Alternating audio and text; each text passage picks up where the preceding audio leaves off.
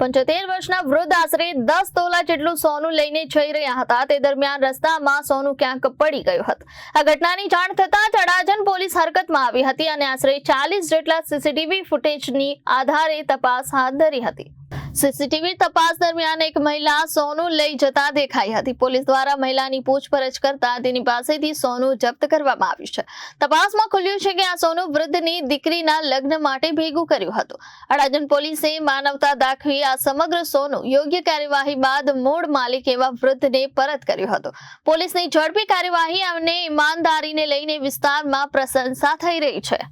2/1/2026 ના રોજ ગંગેશ્વર મહાદેવ અડાજણ પોલીસ ચોકી અમારા ઘરેથી અમારા વેવાઈનું 9 તોલા સોનું પાકીટ પડી ગયેલું પાલ વિસ્તારની અંદર, તો અમે અડાજણ પોલીસ ચોકી આવી જોગરાણા સાહેબ પીઆઈ સાહેબને અમે વિનંતી કરી અને અરજી લેખિત આપી।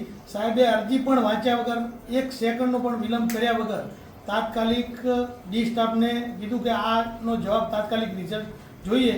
પૂરો સ્ટાફ કમસે કમ 2:15 વાગ્યાથી બપોરે લાગેલો, રાત્રે 1 વાગ્યા સુધી સાહેબે મહેનત કરી અને આ વસ્તુ અમને અમારા વેવાઈની પરત કરાવી।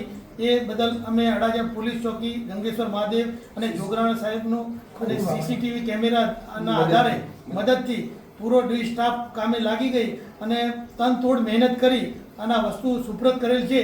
તે બદલ પોલીસ પરિવારનો અમે ખૂબ ખૂબ આભાર માનીએ છીએ। સાહેબ પણ રાત્રે 1 વાગે ત્યાં પૂરા સ્ટાફ સાથે, લેડીઝ પોલીસ બી સાથે આવી અને આ વસ્તુ લઈને અને રાત્રે સુપ્રત કરેલ છે। એ બદલ જોગરાણા સાહેબનો પણ ખૂબ ખૂબ આભાર, ધન્યવાદ।